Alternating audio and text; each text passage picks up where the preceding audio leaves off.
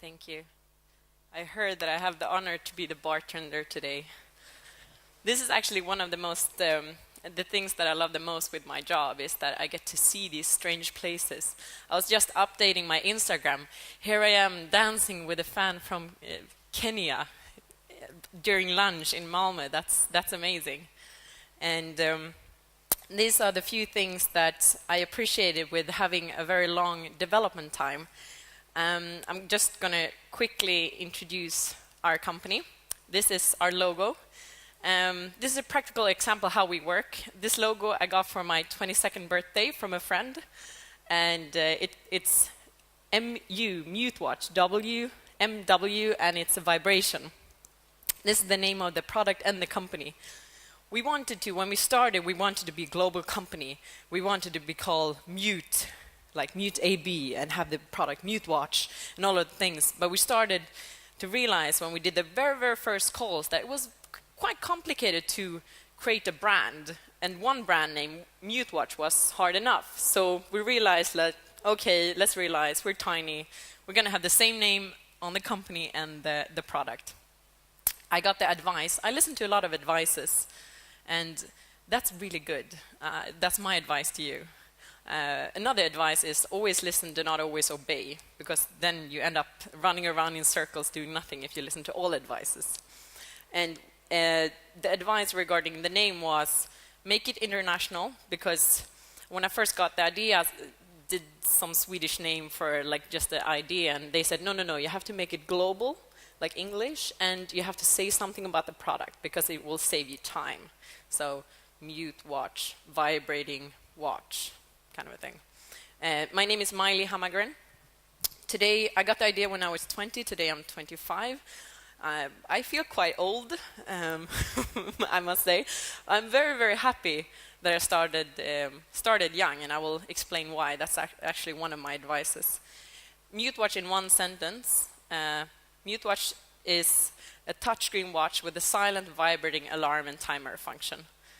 It may sound strange, but this is actually quite hard still today to explain what it is. If you work with something disruptive, banbrytande in Swedish, it's like, what do you do? Before we launched the product, we thought it was the vibration because that was the original idea. Like, I didn't want to wake up my boyfriend, he worked nights, I worked day. Okay, it's the vibration that is new, but when we launched it, we realized all the tech freaks from US, that it's the touchscreen. They didn't even mention the vibration. We were like, that's why we had so much difficulties explaining the product. So this sentence is important for us, and we try to teach all the retailers, etc.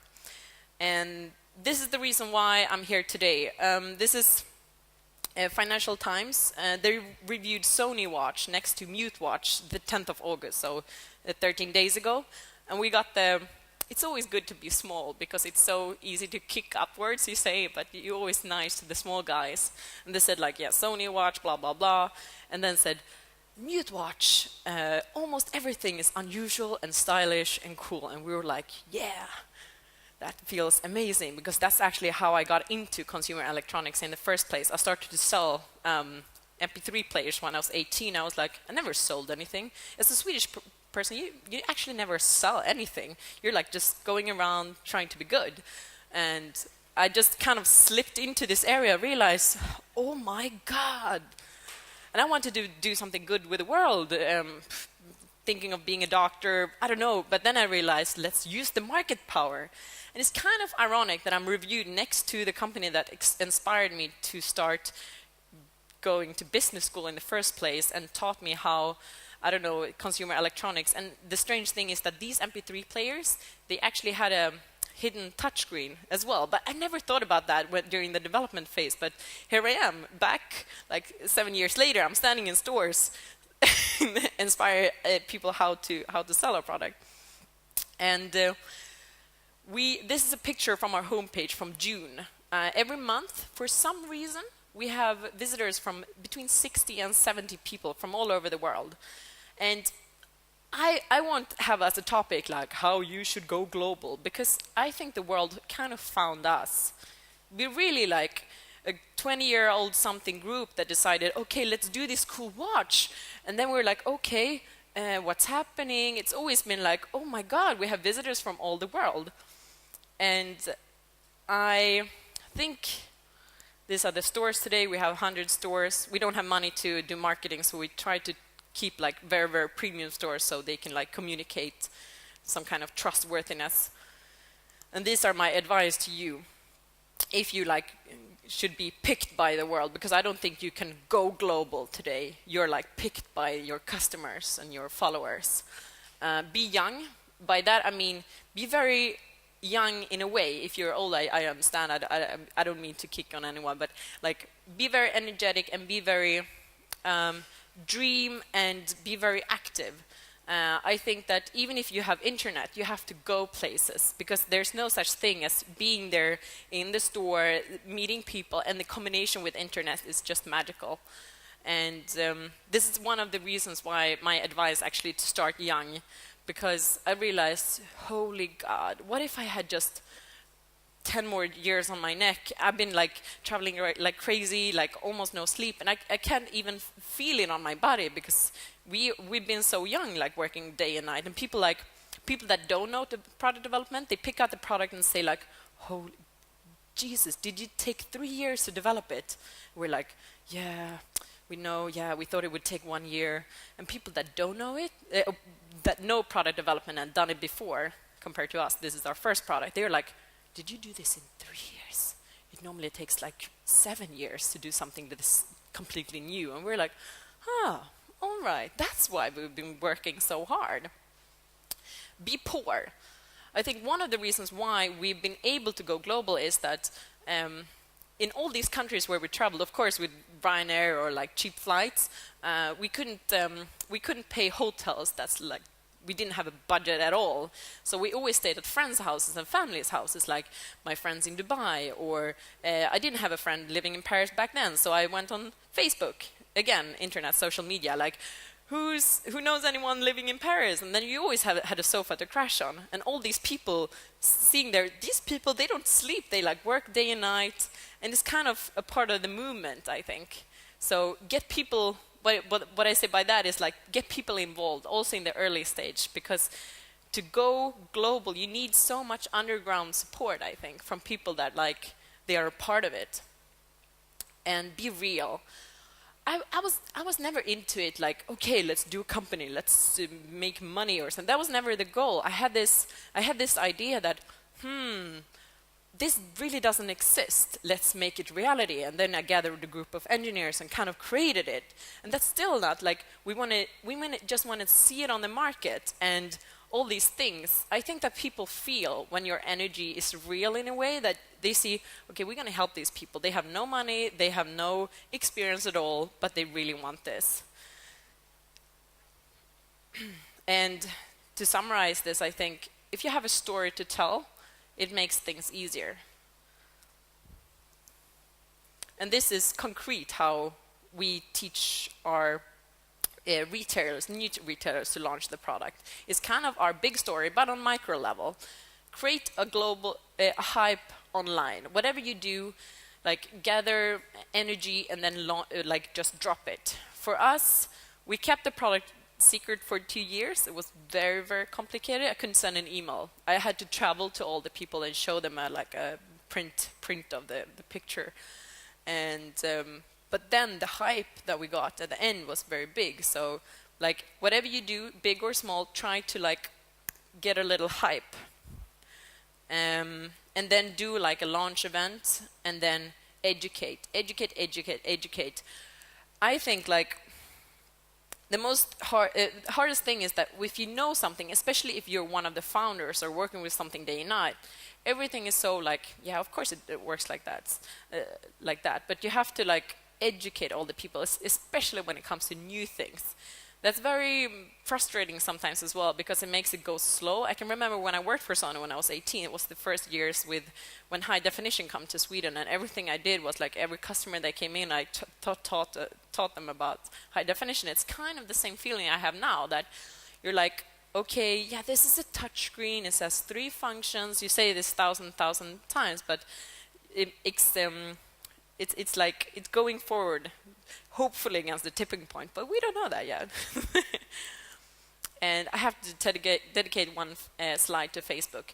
Facebook, I love Facebook. At the same time, I hate it because it's disruptions, but I really love the reach and I don't know, how you can combine like online and offline social networks to get the word out, get feedback, get knowledge about, like here, for example, we see that 60% of our target group is male between 18 and 34, living in big cities, liking technology, fashion, and they like Skittles and Coca-Cola as well as our page.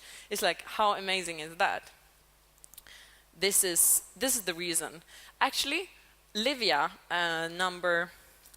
just very short, the three first, we're the one who decided like, okay, let's do this. It was me, Oscar, that I found through my network, was an engineer because I was like, okay, I was this business student, I had this idea, let's do this vibrating wristband, and I needed someone that could do product. So I found Oscar, and he was like, he used to do Kinderwagons. He was also a student. He was like, oh, okay, yeah, that sounds cool. Let's do it. Both of us thought we were beginning a journey of perhaps a year developing a product. Like, boom, 4 years later, we're like, all right, good that we were so naive. And then we took little Camprad on board. This is my little brother as well. He's very cheap. He's been handling the economy. And I'm pretty amazed how a 19-year-old could handle a global startup development. I'm very, very impressed. And he said, like, no, because he's continuing his studies and a professional CFO is taking over. And he's like, yeah, it's kind of amazing how the biggest like learning I've done is that you can learn everything. Nothing is impossible.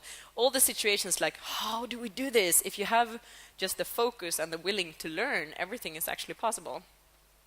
Johan, number 4, he's the mastermind who actually built the product. He's the mechatronical student that we found through just an ad at the student association, like 50 euros to a person that could build an alarm clock. And he was like, yes, my personal interest in life is building an alarm clock. And we're like, wow. No. Back then we were like, good, check. We have a developer and ran. That was it. And afterwards we're like, how many people out there have the personal interest for 10 years building alarm clocks in their bedroom? He actually told us one of his favorite watches is his own bed that he created. He created a like wake-up alarm from his bed. It doesn't stop ringing until he leaves the bed, so it feels his weight. Amazing. Number 5, Livia Moore. She's actually the person that should stand here today. She's in LA right now, but she's the social media guru.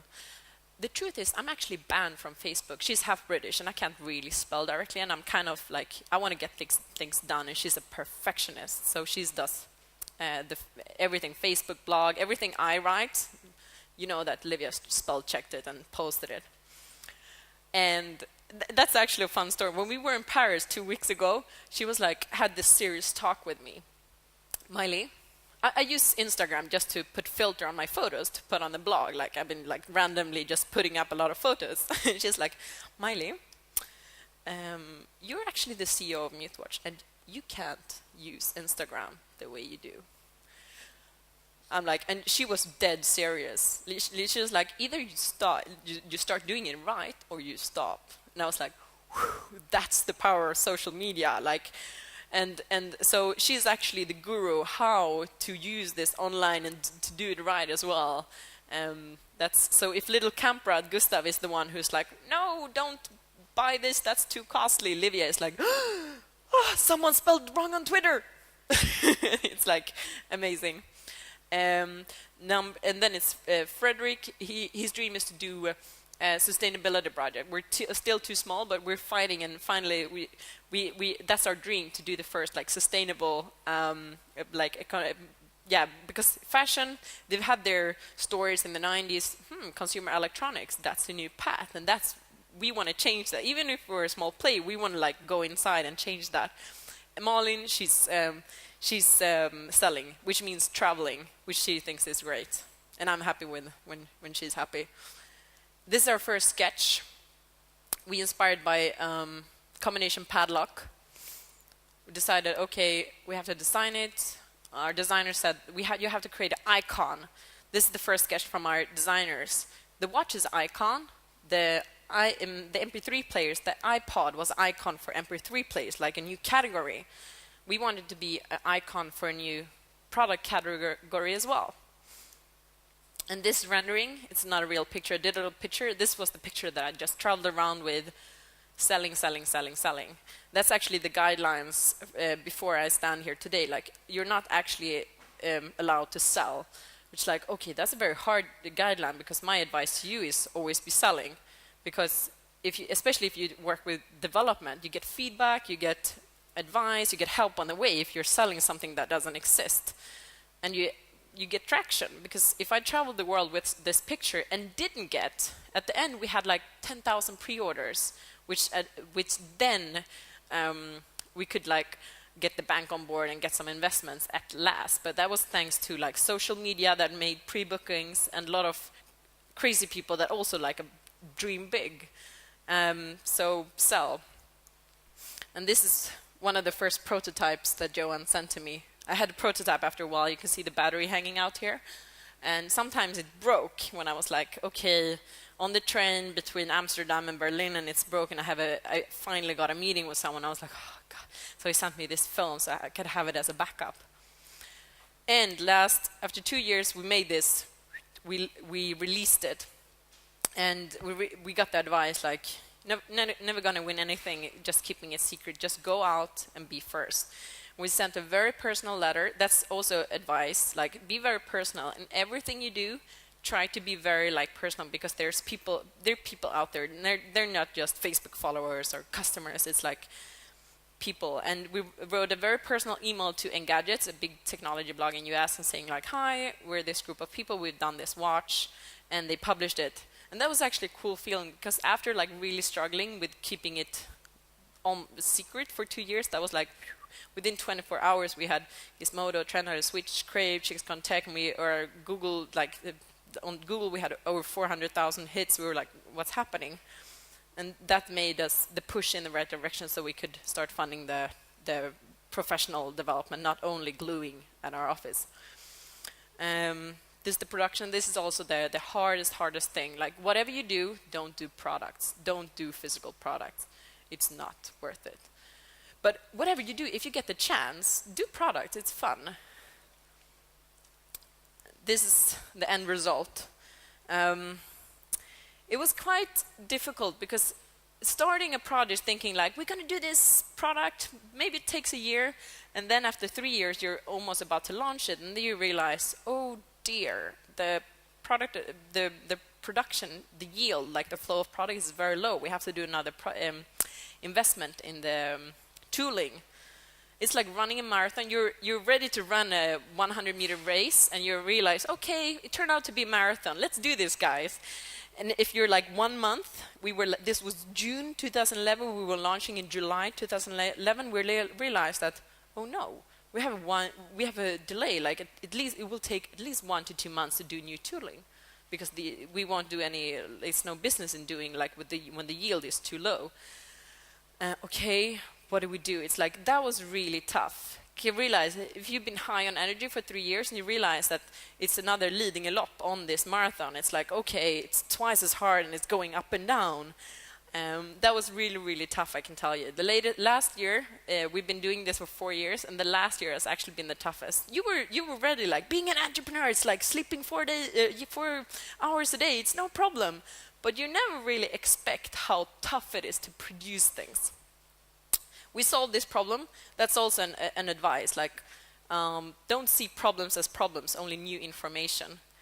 So we solved it by giving the world exclusivity to Colette in Paris, where we managed to get in. Of course, we had to communicate with all our waiting customers online that it will come. We have production issues, but it will come. And this is how they reacted when we shipped it at last. This is Tech Paul. He was twittering so much, so everybody in the office knew like, oh, that's Tech Paul. And he was like, I can quote, this is from Facebook. Waited over a year and it's finally here. Mute what, you are insane. And it gets here 1 hour before New York, #love this product. And I mean, we realized, what are we selling? Maybe we're not selling a watch. We're selling like experience, being a part of something. Because this guy, he spent this money. He didn't know if he even going to get a product. And he's so happy after waiting a year. This is another of our users, Per. this is actually in Malmö. That's the last time I was in Malmö. He was like, for some reason we were emailing on a Sunday, like, "Hi Per, how are you? How's your watch?" And he's like, yeah, oh, are you going to Malmö tomorrow? Maybe we're on the same flight. Yes, we are, woo! And then he emailed me in the middle of the night saying like, oh my God, Mai-Li, I've been up an hour, that's why it's so late. I can't find my mute watch. You have to bring another one and I'll buy it on the airplane tomorrow. And this is in the taxi from the Malmö airport, being really happy. He's totally addict. And we have a lot of experience from this, that it's not as strong as Mac, of course. Mac had 30 years to build the brand, but it's like once you go Mac, you never go back. When people start realizing that, oh my God, can I call you in 20 minutes? And it's actually vibrating in 20 minutes, so you can make the phone call. People are kind of addicted to it. So it's fun. Yes. And this is another story from someone who traveled the world. Like, who posted this long post on a Facebook page? And this is one of our amazing customers, Steve Wozniak. He founded Apple together with Steve Jobs. And he realized why we had such development time and difficulties in the materials. Double injection overmolding, it takes it's over 8 tons to overmold the watch, which makes it very risky. And he's like, it's a masterpiece in combining materials I've never seen before. So it's very soothing to realize that at least he gets it. It's a rubber piece that anybody is like, oh yeah, okay, what's that rubber piece watch? And he realized that, oh my God, what have they done? And now we got their Red Dot Design Award. It was fun, and here's some press. So it's, yeah, hopefully it's never easy, but it's fun to see traction that you're doing something in the right direction. So Mute Watch, a touchscreen watch with a silent vibrating alarm and timer function. So there you get it. And be young, be poor, be real, and have a story to tell. That's how you just get found, because you can't go global today. The world is too smart for that. It's like, just try to do good stuff and people will find you at the end. Thank you. Find us on Facebook.